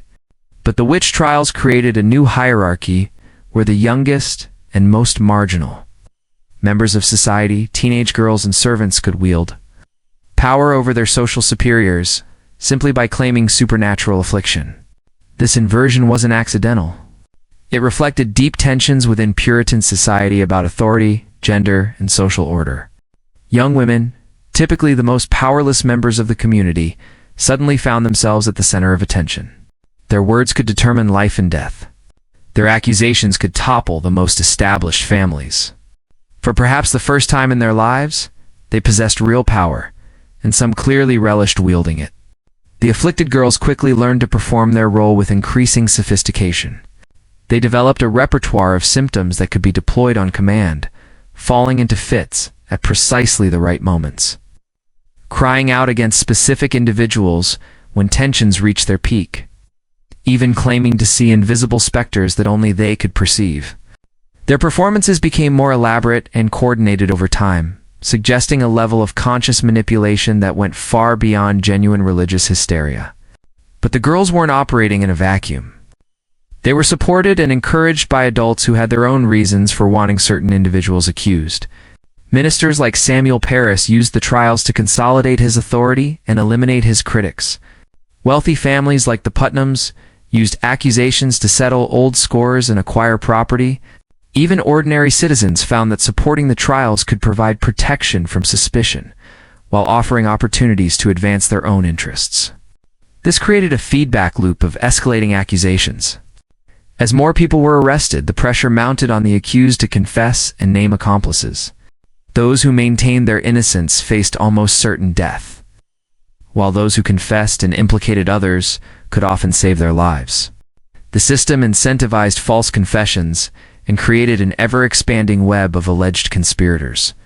The confession of Tatiba, Reverend Parris's slave from Barbados, established this dangerous precedent early in the trials, facing certain execution if she maintained her innocence. Tatuba instead provided exactly what her interrogators wanted to hear: a detailed account of witches' meetings, demonic animals, and supernatural plots against Salem. Her confession not only saved her life, but provided the template that other accused witches would follow. Yet even confession offered no guarantee of safety. The trials had taken on a momentum of their own, driven by fear, greed, and the intoxicating power of accusation. As the circle of suspicion widened, it began to encompass individuals who had previously considered themselves untouchable. When the wife of Governor William Phipps was accused of witchcraft, the governor finally recognized that the trials had spiraled completely out of control. The Salem Witch Trials reveal how quickly a community can descend into collective madness, when fear overrides reason and when institutions abandon their responsibility to protect the innocent. They show us how ordinary people can become complicit in extraordinary evil, not through sudden moral collapse, but through a series of small compromises and rationalizations that gradually erode the foundations of justice and humanity. Most chillingly, they demonstrate how persecution can become self-sustaining, creating its own justification and momentum. Once the trials began, questioning them became dangerous. Defending the accused invited suspicion. The only safe position was enthusiastic support for the proceedings, which in turn legitimized and accelerated the persecution.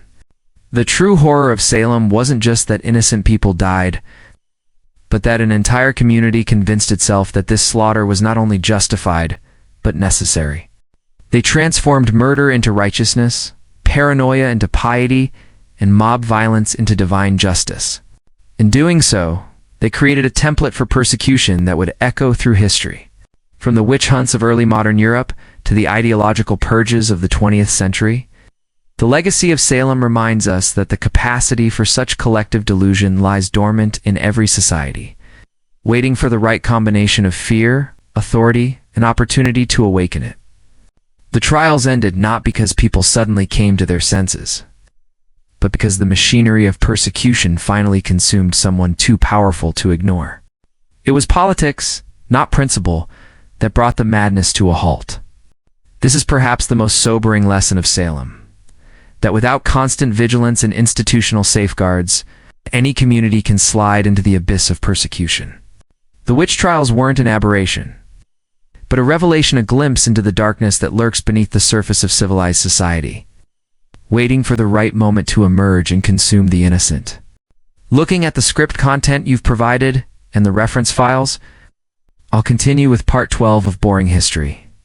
Why the Salem Witch Trials were worse than you thought, the established tone and style.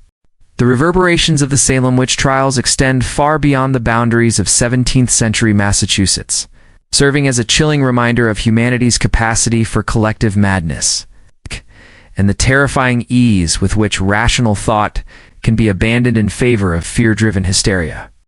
The events of 1692 and 1693 represent more than just a historical footnote about superstition and injustice. They constitute a blueprint for understanding how civilized societies can rapidly descend into chaos when fundamental principles of justice, evidence, and human dignity are cast aside. What makes Salem particularly disturbing is not merely the scale of the accusations or the tragic death toll, but the systematic nature of the breakdown. This wasn't random violence or spontaneous mob action. It was institutionalized persecution carried out through the very mechanisms designed to protect the innocent. The courts, the clergy, the community leaders, and even ordinary citizens all participated in a machine of destruction that fed on fear and grew stronger with each accusation.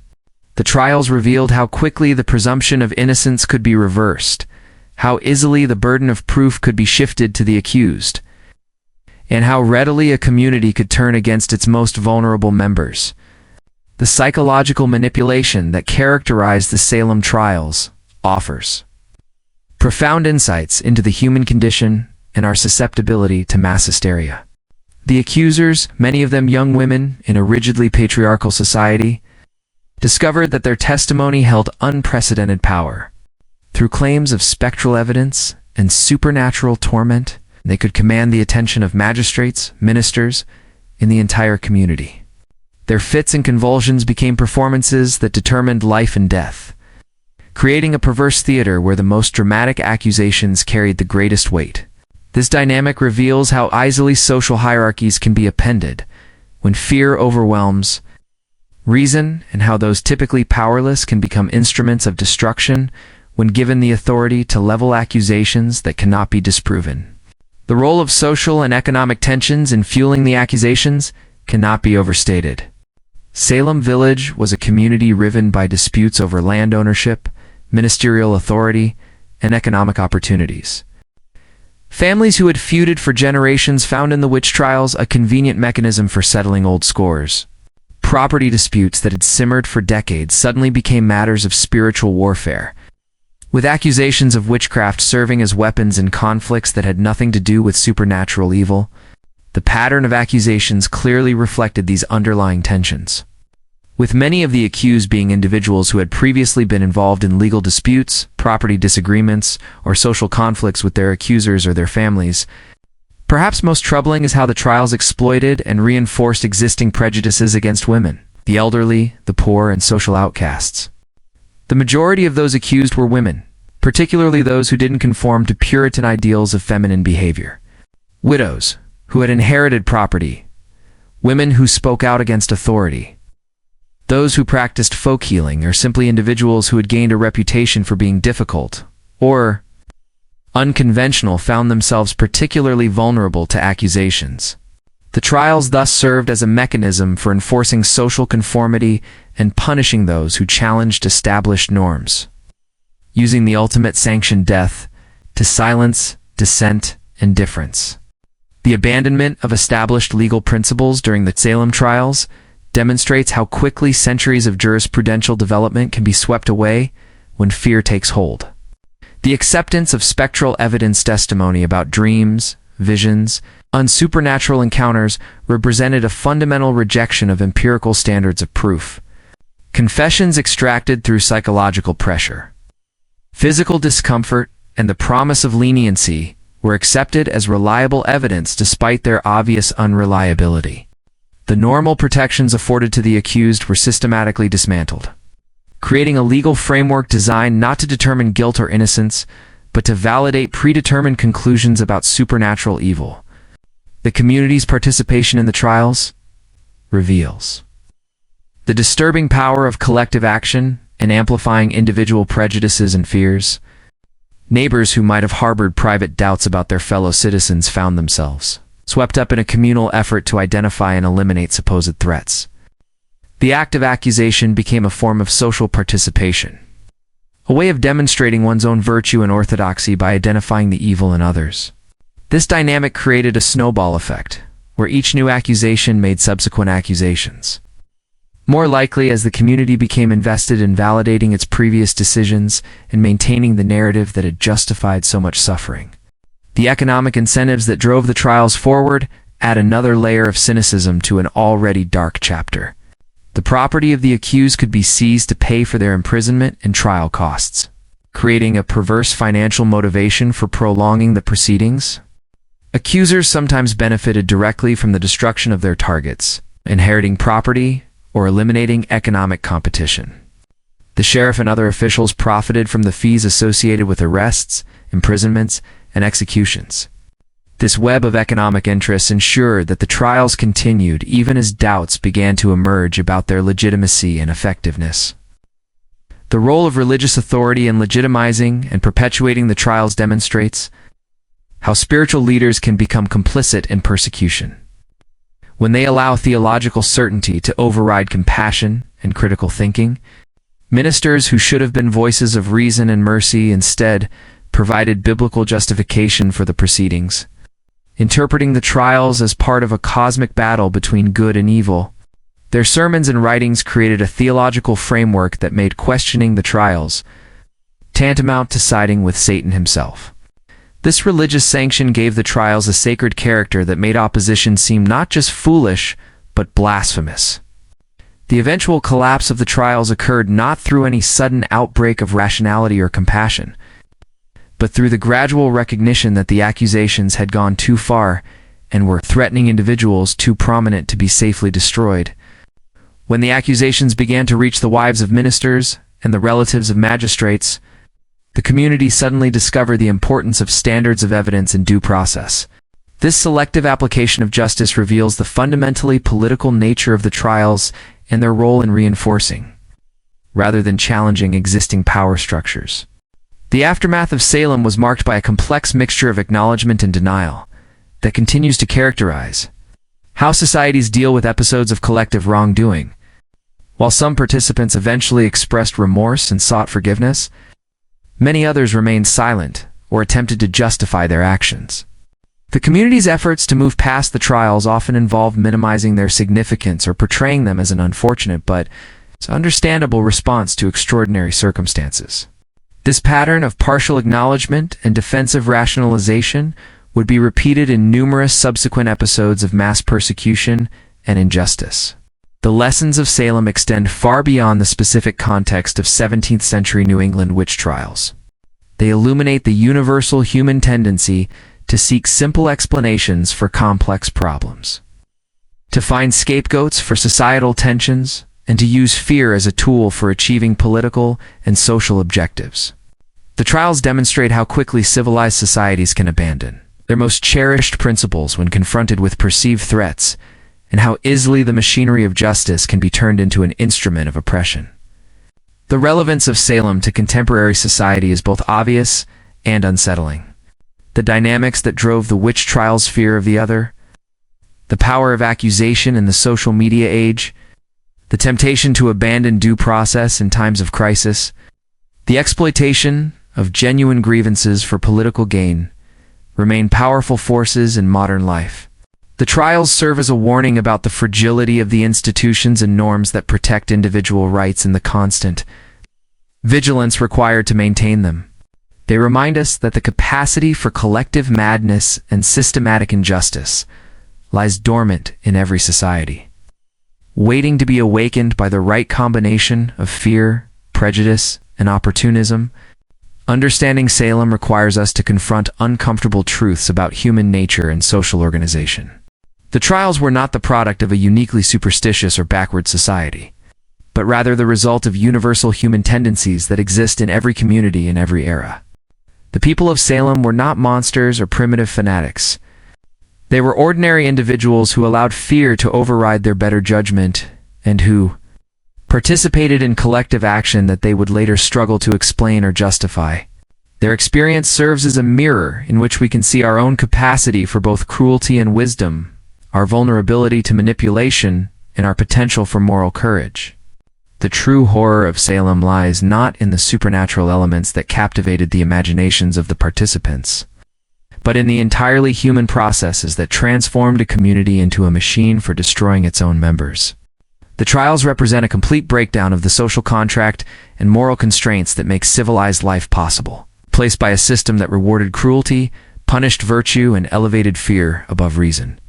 They demonstrate how quickly the bonds that hold societies together can dissolve when tested by crisis, and how difficult it can be to rebuild trust and justice once they have been destroyed. As we reflect on the Salem witch trials more than 3 centuries after their conclusion, we must resist the temptation to view them as relics of a more primitive past, or as problems that modern enlightenment has rendered obsolete. The forces that drove the trials: fear, prejudice, the desire for simple answers to complex problems, the appeal of belonging to a righteous cause, remain as powerful today as they were in 1692. The challenge for every generation is to recognize these forces when they emerge, and to have the courage to resist them before they gain the momentum that makes them unstoppable. The legacy of Salem is ultimately one of warning and instruction.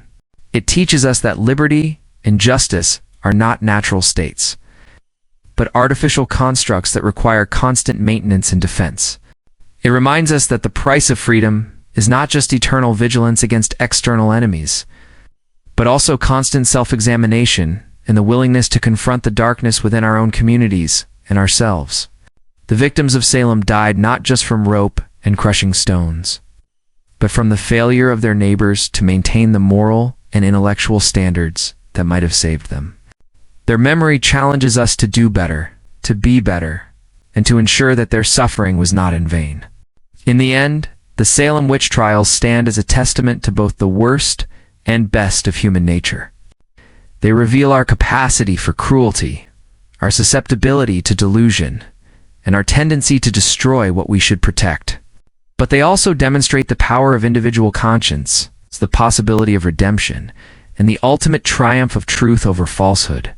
The trials ended not because evil was defeated or good triumphed, but because enough people finally found the courage to say that the emperor had no clothes, that the accusations were false, and that the community had lost its way. In their courage to speak truth to power and their willingness to acknowledge error, we find hope that reason and compassion can ultimately prevail over fear and hatred, even in the darkest of times.